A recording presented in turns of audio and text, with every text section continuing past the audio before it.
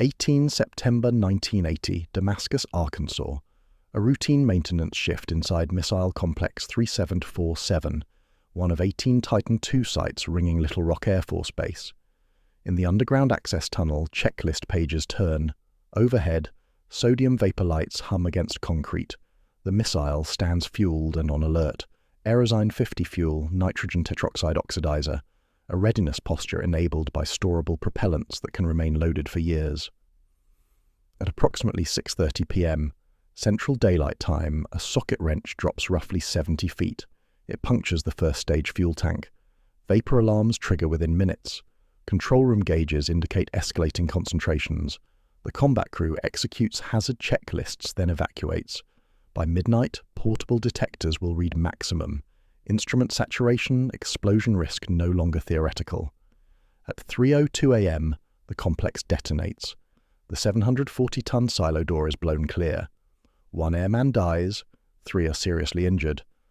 The warhead lands 200 yards away. Officials report no radioactive contamination.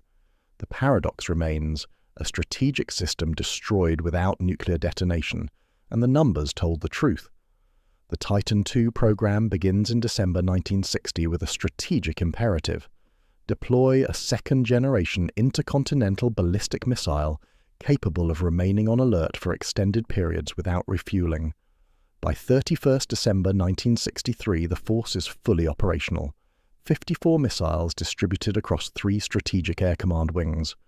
Arkansas holds 18 around Little Rock Air Force Base, designated the 308th Strategic Missile Wing. Each complex is a hardened underground facility. Blast doors, long access tunnels, isolated control spaces, and a vertical launch duct housing the missile itself. The design intent is readiness. The operating condition is risk. A Washington Post analysis published the day of the Damascus accident describes the Titan II as a major accident just waiting to happen. The characterization is not hyperbole. Before Damascus, the Titan II force records multiple propellant-related injuries and incidents.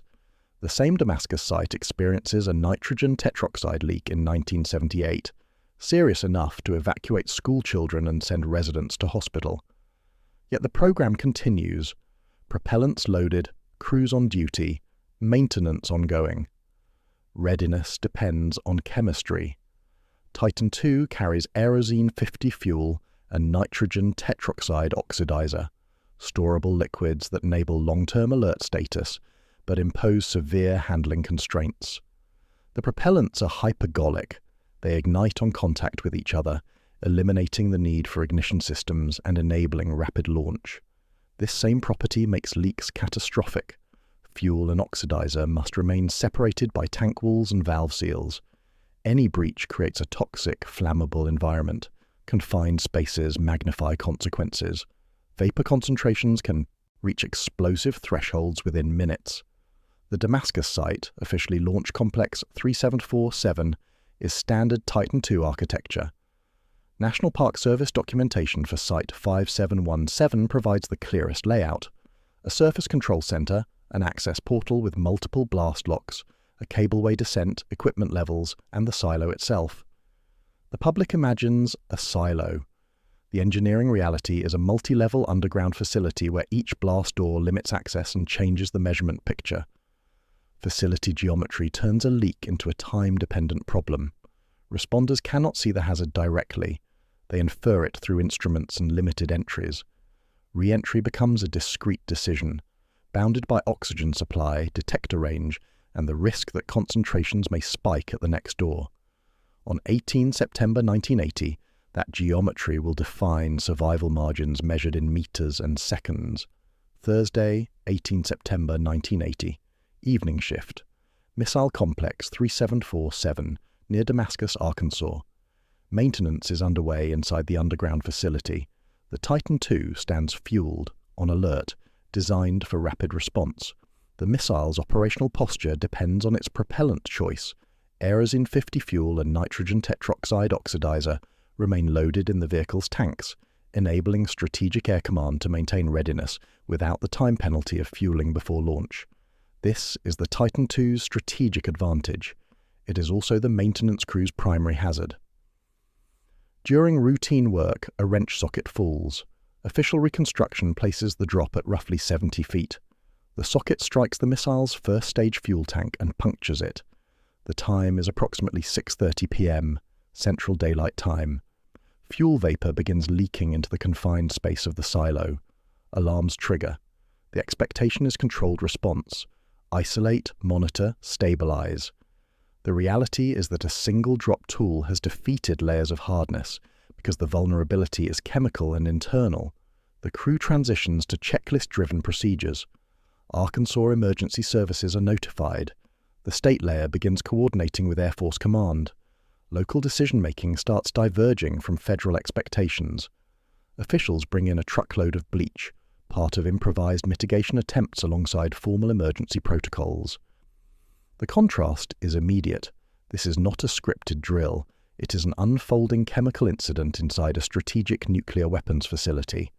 Within hours, the system attempts automatic mitigation.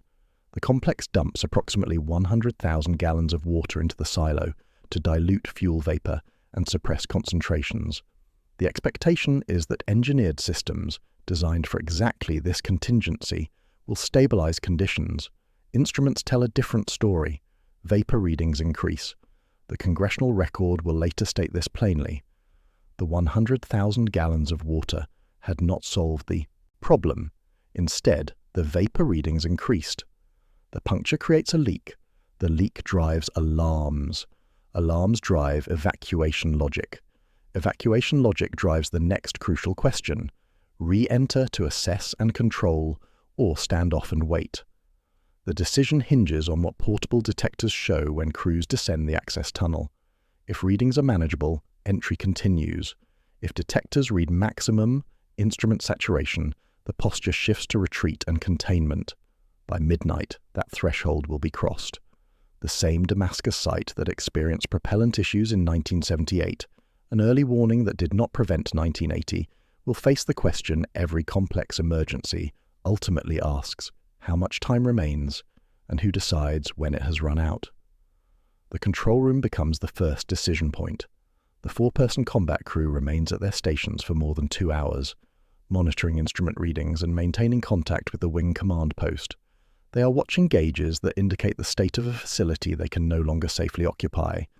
The missile hazard is now defined by numbers on screens and the progression of a chemical leak in a structure designed to contain nuclear weapons, not to vent propellant vapor. The crew executes the hazard checklist. Procedure dictates evacuation if conditions worsen. The Congressional Record documents what happens next. Automatic systems release approximately 100,000 gallons of water into the silo. The intent is dilution, lowering local concentrations, suppressing vapor formation, buying time. Dilution does not eliminate hypergolic risks. It changes the environment's chemistry without guaranteeing stability. The crew monitors the result. Vapor readings do not decline, they increase. This is the hinge point where remote monitoring transitions to human intervention. A plan is developed to send trained propellant transfer specialists into the access path to take direct measurements. The specialists will carry portable vapor detectors and wear protective suits. Their oxygen supply limits how long they can remain below. Their detector readings will determine whether the situation is stabilizing or escalating beyond engineered controls. The crew is ordered to evacuate through the 80-foot emergency escape hatch. The decision signals that this is now treated as a potentially catastrophic event. Emergency egress protocols are not invoked for routine leaks. They are invoked when the command structure assesses that staying in the control center places personnel at unacceptable risk. The crew leaves. The complex is no longer occupied by its normal operating personnel. It is now a hazard site awaiting specialist entry. The transition is procedural, but it is also psychological. For more than 2 hours, the crew has monitored, reported, and executed checklists. They have trusted that engineered systems, water deluge, ventilation, containment, would stabilize the high leak. The instruments have told them otherwise. Now the facility is silent except for alarms, and the next phase depends on volunteers willing to descend into a confined space where vapor concentrations are unknown and oxygen is finite. That descent will begin within the hour. Protective suits, portable vapor detectors, a controlled descent into the access tunnel. The hazard response shifts from remote observation to direct measurement. The expectation is that trained specialists can re-enter, assess conditions, and provide command with actionable data. The reality is constrained by oxygen limits, instrument range, and the facility's geometry. Each blast door is a barrier that must be opened, crossed, and secured. Each level deeper changes the vapor concentration profile. The teams cannot see the entire environment. They sample it in bounded increments. Senior Airman John Devlin and Senior Airman Rex Huckel, propellant transfer specialists, volunteer for the first entry. They descend the stairwell, taking readings with portable detectors. The Congressional Record documents their findings. Limited traces of fuel vapor. The reading is low enough to suggest that dilution may be working in some parts of the facility. It is not low enough to close the incident. The control center instruments still indicate escalation. Devlin and Huckel return to the surface as their oxygen supply nears exhaustion. A second team prepares to go deeper. Staff Sergeant David Livingston and Sergeant Jeff Kennedy suit up and descend. Their objective is to reach the next blast door and confirm conditions closer to the leak source. They advance approximately 4 flights down the stairwell. At the second blast door, roughly 40 feet below the surface, they open the seal and take detector readings. The instruments do not show limited traces. They show maximum. The detectors have reached saturation. Concentrations are beyond readable range. The Congressional Record states the conclusion plainly. An explosion was a distinct possibility. Maximum reading is the procedural trigger for retreat. Once detectors peg out, the response is no longer repair or mitigation. It is survival. The senior official orders Livingston and Kennedy to withdraw immediately. They begin the ascent. Air Force officials will later estimate timing in stark terms. Just a minute or two more and everyone would have been clear. At 3:02 a.m., the silo explodes.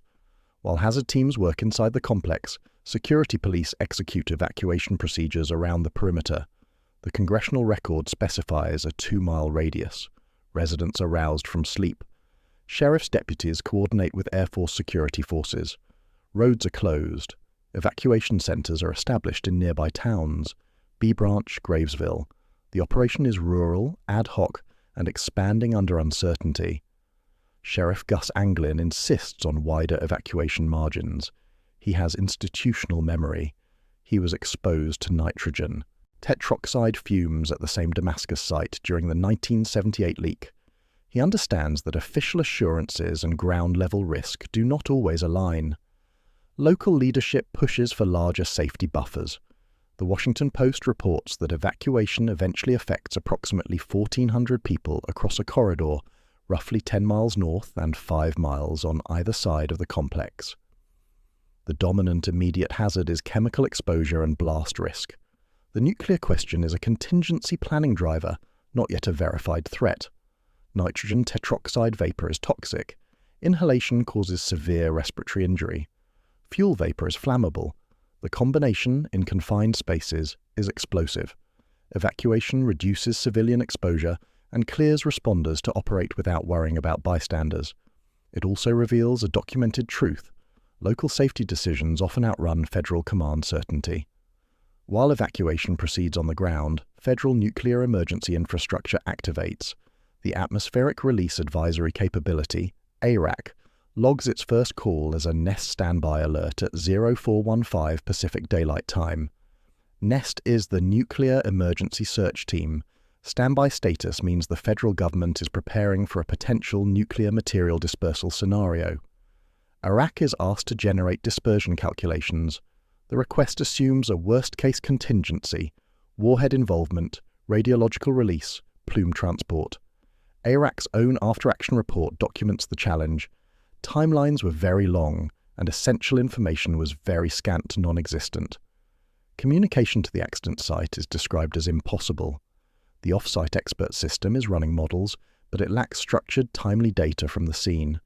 Authority and expertise are not enough without real-time inputs. The gap will matter if conditions worsen. 3:02 a.m. Central Daylight Time. The explosion destroys the underground complex. The Washington Post reports that it turned the silo to rubble and blows off the 740-ton reinforced concrete and steel silo door. One official describes the silo acting like a barrel, channeling blast energy upward and ejecting contents. The same facility geometry that constrained measurement now amplifies internal blast effects. Communications go silent. Technical Sergeant Donald Green and Technical Sergeant Jimmy Roberts, security police conducting evacuation, are outside the immediate blast zone. Green later recalls, "The explosion lit up the sky and our radio went dead. The silence was awesome. They know personnel are still near the complex. They hear a voice on the radio. Sergeant Jeff Kennedy calling for help. Green and Roberts move back toward the site. They know additional explosions are possible. Roberts will later say he knew there was a man that needed us." The blast throws Livingston and Kennedy approximately 40 feet into the air. The Senate resolution records the casualties. Sergeant David Livingston dies from injuries sustained during the explosion. Sergeant Jeff Kennedy, Senior Airman Rex Huckel, and Senior Airman John Devlin suffer serious injuries. All three were part of the hazard team conducting the official but voluntary mission to assess vapor concentrations and attempt stabilization. The explosion is chemical, not nuclear. Toxic missile propellant ignites. The event does not produce nuclear yield. Nuclear detonation requires specific, intentional firing sequences, keys, circuits, arming steps that occur only at launch authorization, not while the weapon is on guard status in the silo. The Washington Post explains, "A number of steps must be taken to activate the nuclear warheads. The chemical blast does not trigger those steps. The warhead is displaced. The Post reports it is catapulted out of the silo and landed about 200 yards away. Recovery teams will later transport it under controlled conditions. Officials immediately emphasize one measurement: no radiation leaked. The paradox is documented. A blast powerful enough to eject a warhead and destroy a hardened complex does not produce radiological release. The numbers will confirm this. But first, recovery operations must secure the site." President Jimmy Carter speaks to reporters on 19 September. His statement is direct. The situation is under control. There is no indication of radioactivity at all. The remarks are on the record, preserved in the American Presidency Project Archive. They represent the highest level public assurance during an active nuclear weapons incident. The expectation among lay audiences is that warhead thrown equals nuclear near detonation. The documented reality is different. Officials describe multiple physical safeties and procedural controls. Activation requires deliberate actions that do not occur during a chemical explosion. Recovery operations begin under continued uncertainty. The warhead must be located, inspected, and transported. Pentagon sources and Arkansas Emergency Services supervisors coordinate the convoy. The Washington Post documents the movement. The warhead is recovered intact and transported to Little Rock Air Force Base. Monitoring confirms no contamination. The Office of Scientific and Technical Information later publishes a nuclear weapon safety paper that states plainly, the nuclear warhead was recovered intact. There was no radioactive contamination. This is the measurement chain that closes the radiological question. Presidential statement confirms no indication of release. Field monitoring verifies no contamination.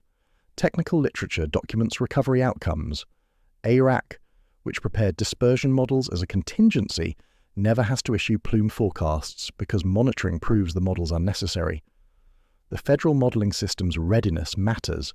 It demonstrates that planning for worst case is rational even when worst case does not occur, but the outcome is determined by what instruments measure, not what models predict. The contrast is instructive. ARAC's after-action report warns that early notification is very important even when it is not clear that a significant problem might develop. The Damascus incident validates this principle.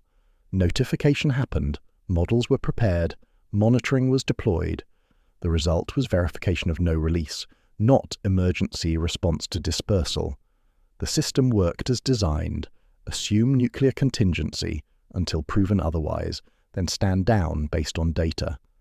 The chemical explosion destroys a strategic weapons complex.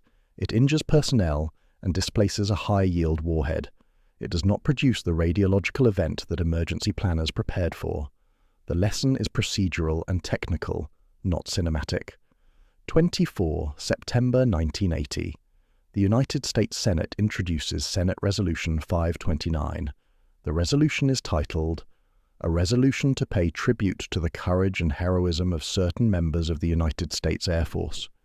It memorializes names, roles, injuries, and the exact time of the explosion. The document is unusually specific for a strategic weapons incident. Classified details remain classified, but the human toll and the mission description enter the public record. The resolution names Sergeant David Livingston. It records his death. It names Sergeant Jeff Kennedy, Senior Airman Rex Huckel, and Senior Airman John Devlin. It records their serious injuries. It describes their mission as official but voluntary, a phrase that acknowledges both duty and choice. The resolution also recognizes Technical Sergeant Jimmy Roberts and Technical Sergeant Donald Green for returning to the site after the explosion to locate and rescue survivors under continued risk. The casualty record shapes accountability narratives. The incident is no longer framed as equipment failed. It becomes procedures and design created a lethal window during maintenance. The Senate resolution does not assign blame, but it creates a permanent public accounting. The names, the injuries, the death, they are preserved in the Congressional Record. The document treats Damascus not as an aberration, but as evidence requiring institutional response. Senator Robert Dole characterizes the Titan II as a problem missile. He calls for immediate evaluation of whether the force remains effective and safe. The question is pointed. Effective and safe are not abstractions. They are operational realities tested by maintenance incidents, propellant leaks, and personnel casualties. Damascus provides data. 1 death, multiple serious injuries, 1 complex destroyed, 1 warhead displaced and recovered. No radiological release, but catastrophic loss of a strategic asset during routine operations. The documented outcome challenges assumptions. The Titan II force continues to operate after Damascus, but the incident becomes a central argument in debates over the program's future. Readiness depends on storable propellants. Those propellants impose ground handling hazards that can defeat hardness from the inside. The Senate resolution memorializes that reality in names and numbers. The Titan II program spans December 1960 to May 1987. National Park Service documentation records that the last missile is removed from the 308th Strategic Missile Wing in Arkansas in May 1987. The force is retired not because of Damascus alone, but because Damascus becomes a documented case study in a broader risk assessment. Strategic systems are evaluated on 2 axes, capability and operational safety. Damascus demonstrates that a weapon system's routine maintenance can cascade into catastrophic loss. Safe and effective must be evaluated as an operational reality, not a design claim. The technical lesson is straightforward. Titan II readiness depends on storable propellants, Aerozine 50 fuel, and nitrogen tetroxide oxidizer. These chemicals enable long-term alert status without refueling. They also impose severe handling constraints. Leaks create toxic, flammable environments. Confined spaces magnify consequences. The same propellant architecture that supports strategic responsiveness creates ground handling vulnerabilities. Damascus proves that those vulnerabilities can defeat hardness, injure personnel, and destroy infrastructure without external attack. The coordination lesson appears in ARAC's after-action report. Long timelines, scant information, communication difficulties. The gaps are institutional, not individual. Federal modeling support depends on structured data flow from the incident scene. When that flow breaks down, even temporarily, expert systems lose effectiveness. The lesson is documented. Early notification matters. Communication pathways must be tested, and crisis information architecture is as critical as technical capability. President Carter's summary remains the final documentary contrast. The situation is under control. There is no indication of radioactivity at all. Casualties occurred. The complex is destroyed. The warhead is recovered and transported. Officials report no radiological release. The verified outcome is paradoxical. A strategic system fails without nuclear detonation. The explosion is chemical. The hazard is propellant vapor. The loss is measured in infrastructure, injuries, and one death, not in radiation dose or contamination zones. Damascus becomes policy evidence. The Titan II force is eventually retired. The incident remains in the record as a case where design intent met operational reality and the numbers told the truth. The Damascus site is later designated a National Historic Landmark. The National Park Service documentation preserves the technical narrative: socket drop, tank puncture, fuel leak, vapor escalation, water deluge failure, maximum detector readings, explosion, casualties, warhead displacement, recovery. The facts are archived. The lesson is institutional. One artifact remains as a symbol. The 740-ton silo door, blown clear by the explosion, becomes a physical marker of what chemical energy can do to hardened infrastructure. It is not displayed as a trophy. It is documented as evidence. The door's displacement demonstrates that internal blast effects, channeled by facility geometry, can exceed design margins when the threat originates inside the containment envelope. The memorial is procedural, not emotional. Senate Resolution 529 lists names and roles. The Congressional Record preserves the timeline. ARAC's after-action report documents information gaps. The Office of Scientific and Technical Information confirms recovery outcomes. The National Park Service archives the site narrative. Each document is a layer of verification. Together, they construct a fact-based account of how a single maintenance error propagated through a strategic weapons complex and produced catastrophic loss. The final measurement remains the starting point. President Carter: there is no indication of radioactivity at all. The statement is not reassurance for its own sake. It is the outcome of monitoring, inspection, and recovery operations. It is verified by technical literature. It closes the radiological contingency that emergency planners prepared for. It does not erase the human toll or the infrastructure loss. It defines the boundary of what happened and what did not. Damascus is remembered not as the nuclear disaster that almost occurred, but as the chemical explosion that destroyed a nuclear weapons facility and forced institutional reckoning. The lesson is documented in primary sources. The outcome is measured in casualties, tons of displaced concrete, and a warhead transported under controlled conditions with no contamination detected. The numbers told the truth. The record preserved it. The contrast between design intent and observed behavior defines the Damascus narrative. The Titan II is designed for readiness. Its storable propellants enable long-term alert status. The same propellants create maintenance hazards that can escalate into catastrophic loss. The facility is designed for hardness. Its blast doors and containment structures are meant to protect personnel and control the weapon.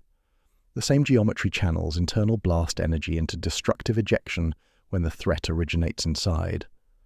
The system is designed for remote monitoring and automated mitigation. Control room gauges provide situational awareness. Water deluge systems suppress vapor concentrations. The instrumentation shows escalation. The mitigation fails to reverse the trend. Human intervention becomes necessary. Specialists descend into confined spaces with portable detectors and finite oxygen. Their readings determine the next decision. When detectors read maximum, the decision is retreat. The margin between retreat and explosion is measured in minutes. The paradox is documented at every level. Chemical explosion destroys a nuclear weapons complex but does not produce nuclear yield. A warhead is displaced but recovered intact. Monitoring confirms no radiological release. Casualties occur during a mission to prevent worse outcomes. The official record honors the responders and memorializes the loss. The policy response evaluates whether the force can continue operating safely. The technical lesson is preserved in after-action reports, Senate resolutions, and National Park Service documentation. Damascus is evidence. It demonstrates that strategic systems fail not only under attack, but also through routine operations when chemistry, procedure, and human decision-making intersect under time pressure. The verified outcome is a single death, multiple injuries, one destroyed complex, and one recovered warhead. The measurements are clear. The lesson is institutional. The memory is preserved in primary sources, logs, transcripts, resolutions, reports, because the numbers told the truth and the participants earned the record. This is how systems fail. This is how evidence is documented. This is Damascus. In the years after Damascus, the Titan II force undergoes systematic drawdown. The 308th Strategic Missile Wing in Arkansas deactivates its last missile in May 1987. The decision is driven by multiple factors: system age, maintenance burden, evolving strategic posture, and accumulated operational incidents. Damascus is not the sole cause of retirement, but it provides documented evidence that storable propellant missiles impose ground handling risks that can produce catastrophic outcomes during peacetime operations. The National Park Service later designates Launch Complex 3747 as a National Historic Landmark. The site becomes a preserved artifact, not a monument, but a documented case study in how military technology, emergency response, and human decisions interact under crisis conditions. Visitors can see the access portal, the blast door frames, and the excavated silo space. They can read the official narrative: socket drop, tank puncture, vapor leak, escalation, maximum readings, explosion, casualties, recovery. The ARAC after-action report becomes required reading in emergency planning communities. Its documented critique, long timelines, scant information, impossible communication, shapes protocols for nuclear incident response. The lesson is procedural. Expert systems require structured data flow from field operations. Without timely inputs, even the most sophisticated modeling capabilities lose effectiveness. The Damascus experience validates the principle that early notification and tested communication pathways are as critical as technical expertise. Senate Resolution 529 remains in the Congressional Record. The names are preserved: Livingston, Kennedy, Huckel, Devlin, Roberts, Green. The roles are documented: propellant transfer specialists, security police, rescue personnel. The mission is memorialized as official but voluntary. The outcome is recorded: 1 death, multiple serious injuries, 1 destroyed complex, 1 recovered warhead, no radiological contamination. The final artifact is not physical, it is documentary. It is the assembled record of measurements, timelines, decisions, and outcomes that turned a maintenance accident into a case study. The evidence is primary source. The lesson is institutional. The memory is factual. The Damascus incident concludes with a measurement that defines its historical significance: no radiological release. The statement appears in presidential remarks, Pentagon briefings, technical safety literature, and recovery documentation. It is verified by field monitoring and laboratory analysis. It closes the nuclear contingency and reframes the event as a chemical explosion with strategic consequences. The warhead, a W-53 with a yield of 9 megatons, is recovered intact from the field approximately 200 yards from the destroyed silo. Declassified documentation confirms the weapon type and yield. Recovery teams transport it under controlled conditions to Little Rock Air Force Base. Inspection confirms structural integrity. Monitoring confirms no contamination. The weapon is later removed from the Arkansas site inventory as part of the broader Titan II drawdown. The casualty toll is documented with institutional precision. Sergeant David Livingston dies from injuries sustained during the explosion. Sergeant Jeff Kennedy, Senior Airman Rex Huckel, and Senior Airman John Devlin suffer serious injuries requiring extended medical treatment. Technical Sergeant Jimmy Roberts and Technical Sergeant Donald Green are recognized for returning to the site after the blast to conduct rescue operations under continued risk. The Senate resolution honors all 6 by name and describes their actions in the official record. The lesson that emerges from Damascus is procedural, not apocalyptic. The event demonstrates that nuclear weapon systems can experience catastrophic failure during routine peacetime operations without producing nuclear detonation or radiological release. The failure mode is chemical, organizational, and procedural. A dropped tool punctures a tank. Vapor concentrations rise. Mitigation systems prove insufficient. Human entry becomes necessary. Detector readings force retreat. The explosion occurs within minutes of evacuation. 1 person dies because the margin was too narrow. The documented outcome is paradoxical only if nuclear weapons are misunderstood as devices that fail toward detonation. They do not. They are designed with multiple, independent safety features precisely to prevent unauthorized or accidental nuclear yield. Damascus proves those features function even under catastrophic chemical explosion and structural destruction.